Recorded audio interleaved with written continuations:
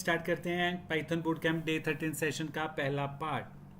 तो इस पार्ट में हम सीखने जा रहे हैं कि कैसे सिलेक्ट क्वेरी में लिमिट और ऑफसेट का इस्तेमाल करना है और इनके क्या टास्क्स हैं, क्या पर्पसेस हैं।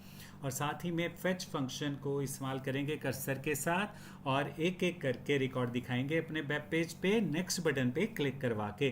तो राइट साइड पे जो आप वाइट एक फॉर्म सा देख रहे हो, web page, student detail, ID, name, contact या कोर्स जो भी आपने एट्रीब्यूट के नेम रखे हैं, तो ऐसे वेब पेज पे हमें रिकॉर्ड दिखाना है एक एक करके। तो चलिए सीखते हैं। तो सबसे पहले आपको app.py फाइल ओपन कर लेनी है, क्योंकि हम पहले से ही प्रोजेक्ट ओरिएंटेड अप्रोच से चल रहे हैं। तो ये स्ट्रक्चर सभी ने पहले से बनाई हुई है, पर फिर भी हम आपको बता रहे हैं कि कम से कम ये स्ट्रक्चर तो होनी ही चाहिए। ये कोड आपको हर हाल में लिखना है। तो अब हमें करना क्या है, हमें टेबल में से एक एक रिकॉर्ड दिखाना है। तो इसके लिए हमें रिकॉर्ड की इंडेक्सिंग भी करनी होगी, रिकॉर्ड की गिनती करनी है। रिकॉर्ड जो हमारा पहले है वो 0 इंडेक्स से स्टार्ट हो रहा है और इसी तरह इंडेक्स एक एक करके बढ़ता जाएगा। तो इंडेक्स हम काउंट करवाने के लिए एक वेरिएबल ले रहे हैं रिकॉर्ड एनो। तो रिकॉर्ड एनो क्या करेगा, रिकॉर्ड नंबर काउंट करेगा। तो सबसे पहला रिकॉर्ड नंबर हमने 0 सेट कर लिया। तो रिकॉर्ड नंबर वेरिएबल की वैल्यू एक एक बढ़ती जाएगी जब हम नेक्स्ट बटन पे क्लिक करते जाएंगे। ओके, तो हम अभी रूट भी सेट करेंगे @app.root के साथ, राउंड ब्रैकेट में सिंगल कोट में /1 रिकॉर्ड हमने लिख लिया। तो अब हमें फंक्शन बनाना है। तो शो नेम का हम फंक्शन बना रहे हैं। ये फंक्शन क्या करेगा, ये फंक्शन रिकॉर्ड एनो वेरिएबल की वैल्यू को इस्तेमाल करेगा। ओके, तो जिस फंक्शन ने रिकॉर्ड एनो को इस्तेमाल करना है उसे इस वेरिएबल को ग्लोबल कीवर्ड के साथ डिक्लेयर करना होगा। तो ग्लोबल वेरिएबल की वैल्यू को कोई भी इस्तेमाल कर सकता है, पर ग्लोबल कीवर्ड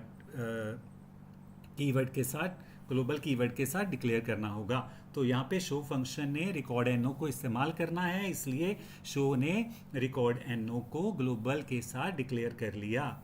ओके, इससे पाइथन को पता चल जाता है कि ये एक ग्लोबल वेरिएबल है, ये लोकल वेरिएबल नहीं है। ओके, तो अब एक और फंक्शन बनाएंगे, एक और रूट हमने डिफाइन करना है। /next नेम का हमने रूट डिफाइन कर लिया @app.root के साथ। आपको पता है रूट डिफाइन किया जाता है। और ये रूट क्यों हमने बनाया, जब हम नेक्स्ट बटन पे क्लिक करेंगे तो रिकॉर्ड एनो की वैल्यू को एक एक आगे बढ़ाना है, तो एक एक बढ़ाने का काम करेगा ये फंक्शन। तो नेक्स्ट रिकॉर्ड फंक्शन भी रिकॉर्ड एनो वेरिएबल को इस्तेमाल करेगा, तो इसे भी ग्लोबल कीवर्ड से इसे डिक्लेयर करना होगा। तो इसलिए रिकॉर्ड एनो ग्लोबल कीवर्ड के साथ डिक्लेयर कर लिया। तो अब ये फंक्शन करेगा क्या, रिकॉर्ड नंबर के साथ इसकी वैल्यू को एक आगे बढ़ाएगा। तो रिकॉर्ड एनो इक्वल टू रिकॉर्ड एनो +1 करने से रिकॉर्ड एनो की वैल्यू एक आगे बढ़ जाएगी और वैल्यू बढ़ाकर शो फंक्शन के पास चले जाना है। तो रिटर्न शो लिखने से हम कहाँ पहुँचेंगे, शो फंक्शन के पास। शो फंक्शन का काम क्या होगा, टेबल में से रिकॉर्ड दिखाने का काम ये शो फंक्शन करेगा। तो इसके लिए student.db से कनेक्शन लगाना होगा, डेटाबेस के साथ कनेक्शन। student.db क्या है, ये हमारे डेटाबेस का नेम है, इसमें ओके स्टूडेंट टेबल रखा हुआ है। तो SQLite 3.connect command student.db database के साथ कनेक्शन लगाकर कौन वेरिएबल में रख देगी। और अब हमें कर्सर इस्तेमाल करना होगा, क्योंकि SQL की कमांड के साथ हम रिकॉर्ड उठाएंगे टेबल में से। तो इसके लिए हमें कर्सर चाहिए। तो हमने कर्सर का ऑब्जेक्ट ले लिया। con.cursor जो है हमें कर्सर का ऑब्जेक्ट दे देगा, मेमोरी में रिजर्व एरिया आ जाएगा SQL की कमांड को चलाने के लिए। तो अब cursor.execute फंक्शन के साथ हम select कमांड इस्तेमाल करेंगे। ये क्वेरी कमांड हम इस्तेमाल कर रहे हैं। तो select स्टार फ्रॉम स्टूडेंट्स, अगर इतनी कमांड हम देखें तो ये कमांड क्या करती है, ये टेबल में से सारे रिकॉर्ड ला कर देगी। ओके, तो आगे हमने लिखा है limit 1। लिमिट 1 का मतलब है कि उन सारे रिकॉर्ड्स में से हमें एक ही रिकॉर्ड उठाना है। और ऑफसेट का मतलब है स्किप कितने करने हैं शुरू से। ऑफसेट का मतलब जो रिकॉर्ड्स हमारे पास आए हैं उनमें से शुरू से कितने स्किप करने हैं। तो रिकॉर्ड नंबर वो बताएगा कि कितने रिकॉर्ड स्किप करवाने हैं। तो रिकॉर्ड नंबर में मान लो 2 है। अगर रिकॉर्ड नंबर में 2 है तो इसका मतलब जो रिकॉर्ड्स हमारे आए हैं टेबल में से उनमें से हमें 2 रिकॉर्ड स्किप करवाने हैं। तो ये सिलेक्ट कमांड को कहाँ से पता चलेगा? ऑफसेट से पता चलेगा। तो आप देख रहे हो टेबल में हम 4 रिकॉर्ड्स हैं, तो 2 रिकॉर्ड्स हमने स्किप करवाने के लिए कहे, तो पहले 2 रिकॉर्ड छोड़ दिए जाएंगे, हमारे पास थर्ड वाला रिकॉर्ड आ जाएगा, तो चार्ली वाला रिकॉर्ड आ जाएगा हमारे पास। तो एक तरह से इंडेक्स जो है इंडेक्स के मुताबिक रिकॉर्ड दिखाए जाएंगे। तो रिकॉर्ड नंबर में अगर 2 है तो इसका मतलब कौन सा रिकॉर्ड देखना है? दूसरे इंडेक्स वाला। अगर रिकॉर्ड नंबर में 5 होगा तो इसका मतलब कौन से इंडेक्स वाला रिकॉर्ड देखना है? 5वें इंडेक्स वाला। तो आपको लिमिट का भी इस्तेमाल पता चल गया, ऑफसेट का भी इस्तेमाल पता चल गया। तो आपने मेरे को कमेंट के थ्रू ये बताना है लिमिट का क्या इस्तेमाल है और साथ में ऑफसेट क्यों इस्तेमाल किया जाता है। इस क्वेश्चन का आपको आंसर हर हाल में मेरे को कमेंट के थ्रू लिखकर भेजना है। ओके। और अगर आपके डाउट लिखने में कोई डाउट होगा तो आपको डाउट डेफिनेटली क्लियर करवाया जाएगा। तो अब आगे चलते हैं। ये आपको कमांड पता चल गई कि ये हमें सिंगल रिकॉर्ड लाकर देगी जो भी रिकॉर्ड नंबर वेरिएबल में वैल्यू होगी। तो इस तरह से फेच वन फंक्शन अब क्या करेगा? फेच वन फंक्शन कर्सर में जो रिकॉर्ड आया है उसको उठाकर ROW वेरिएबल में रख देगा। ओके। तो रो वेरिएबल में फेच वन फंक्शन जो है हमें सिंगल रिकॉर्ड ला कर देगा। अगर कर्सर में कोई रिकॉर्ड नहीं है तो नन रखा गया होगा। अब नन कब होगा? ऐसा होता है जब आप टेबल में से पहला रिकॉर्ड देखोगे, आपके पास पहला रिकॉर्ड आएगा, फिर आप नेक्स्ट बटन पे क्लिक करोगे तो दूसरा आएगा, फिर नेक्स्ट पे क्लिक किया तीसरा आएगा। हमारे पास 4 रिकॉर्ड्स थे हमारे टेबल में, तो आप नेक्स्ट क्लिक करोगे तो 4th रिकॉर्ड आ जाएगा, फिर आप नेक्स्ट क्लिक करोगे तो 5th रिकॉर्ड तो है नहीं। तो अब आपको सिलेक्ट कमांड जो है वो क्या देगी? नन देगी। जब सारे रिकॉर्ड खत्म हो जाएंगे टेबल में से एक एक करके दिखाने के बाद, ओके, तो हमारे पास कर्सर में नन आ जाएगा, तो रो वेरिएबल में नन रख दिया जाएगा। तो अब आपको ये भी बताना है कि रो वेरिएबल में नन कब आएगा। तो नन कब आएगा? मैंने बताया कि जब सिलेक्ट कमांड को सारे रिकॉर्ड दिखाने के बाद कोई रिकॉर्ड नहीं मिलेगा तो वो नन रिटर्न करेगा। ओके। तो इन सभी क्वेश्चंस का आपको आंसर हर हाल में लिखना है कमेंट के थ्रू। तो इस तरह से फेच वन का काम भी आपको समझ आ गया कि एक समय पे एक रिकॉर्ड उठाता है। और इस तरह से अब हमें ये भी चेक करवाना है कि अगर रो वेरिएबल में नन है तो क्या हो। तो हम चाहते हैं कि इफ़ रो इज़ नन, आप ऐसा जब लिखोगे तो इसका मीनिंग है कि हम कह रहे हैं कि पाइथन चेक करे कि क्या रो वेरिएबल में नन है।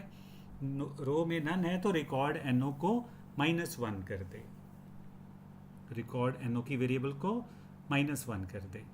क्यों करना है -1?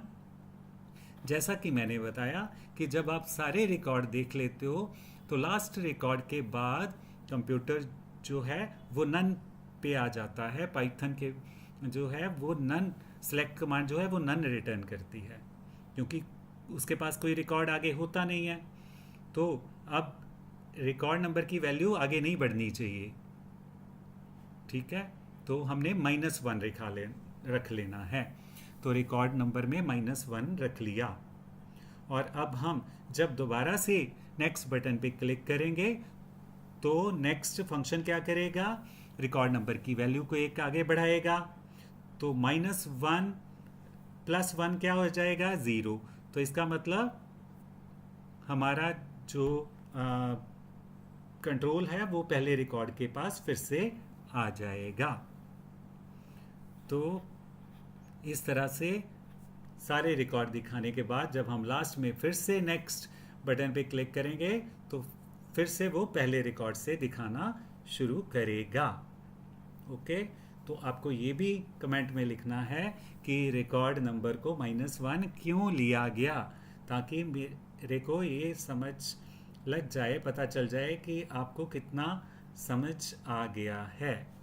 ओके, तो आपको मैंने कितने क्वेश्चन बताए? एक तो आपको मेरे को लिमिट का आंसर कमेंट करके लिखना है, दूसरा ऑफसेट का, और तीसरा नन वैल्यू कब आएगी, और रिकॉर्ड एनो में -1 क्यों रखना है, और जब हम -1 रखेंगे तो इसका क्या बेनिफिट होगा।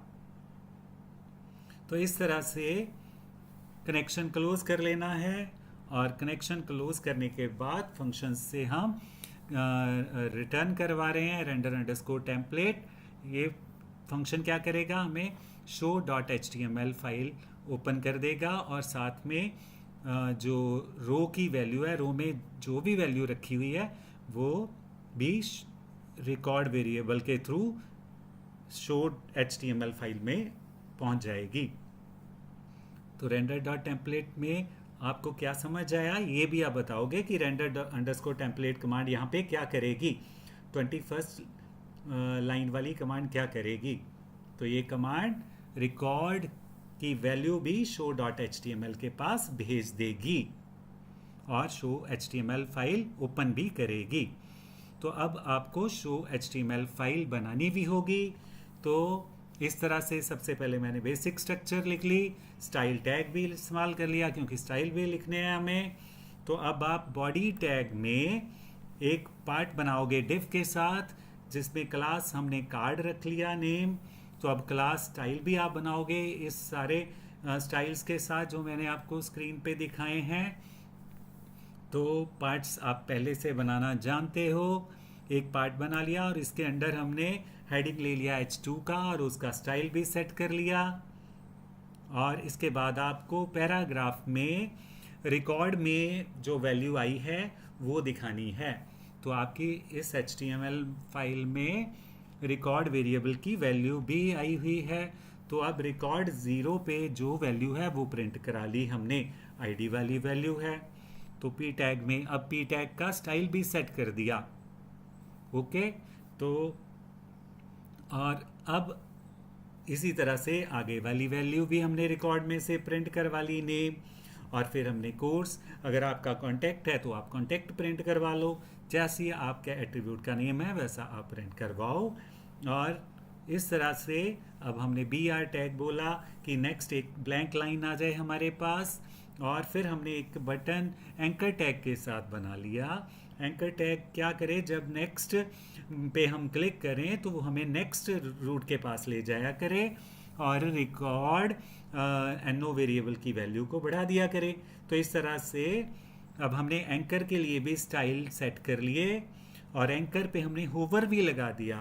तो आपको भी होवर लगाना है, ये स्टाइल सेट कर लेना है। तो आपको अब ये भी क्वेश्चन का आंसर देना है कि यहाँ पे मैंने कार्ड के आगे डॉट लगाया पर H2 और P और A के आगे डॉट नहीं लगाया, क्या कारण है। ये भी आंसर आपको कमेंट के थ्रू लिख के भेजना है। तो आपका टेस्ट साथ साथ में चलेगा सीखते हुए। ओके, तो और आप देख चुके हो एंकर के साथ आपका बटन बना हुआ आएगा। ओके, तो अब हमें बॉडी में भी हम स्टाइल लगा रहे हैं, बॉडी टैग में भी हमने स्टाइल लगा दिया। फॉन्ट फैमिली यहाँ पे कॉलन एरियल हमने लिखा, ये आपके लिए नई प्रॉपर्टी है।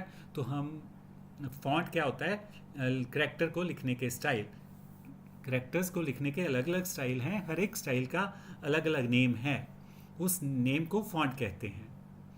तो इस तरह से फॉन्ट माइनस फैमिली कॉलन के बाद फॉन्ट का नेम लिखना है जो भी स्टाइल आप चाहते हो। ओके, तो फॉन्ट क्या है, करैक्टर्स को लिखने का स्टाइल। तो हर एक स्टाइल का एक नेम है। तो आप मेरे को आंसर ये भी लिख के भेजोगे कि फॉन्ट किसे कहते हैं। ओके, फॉन्ट क्या है? करैक्टर को लिखने का स्टाइल। एक करैक्टर को अलग अलग स्टाइल में लिखा जा सकता है। हर एक स्टाइल का अपना अपना नेम है जिसे कि फॉन्ट कहा जाता है। तो आई होप कि आपको अच्छे से समझ आ चुका है कैसे एक एक रिकॉर्ड हमने टेबल में से उठा के दिखाने हैं। तो अब नेक्स्ट हमें क्या करना है, साइड बार में जाकर इस कोड को ऐड कर लेना है लिस्ट 1 by 1, क्योंकि साइड बार में हम लिस्ट 1 by 1 पे क्लिक करेंगे तो हमारे पास शो डॉट वाली फाइल हमें ओपन करवानी है और जो कि 1 रिकॉर्ड रूट के थ्रू हमें मिलेगी। तो हमने एंकर टैग के बीच में href में 1 रिकॉर्ड का रूट डिफाइन कर दिया। ओके, ये पहले से आप अच्छे से जानते हो।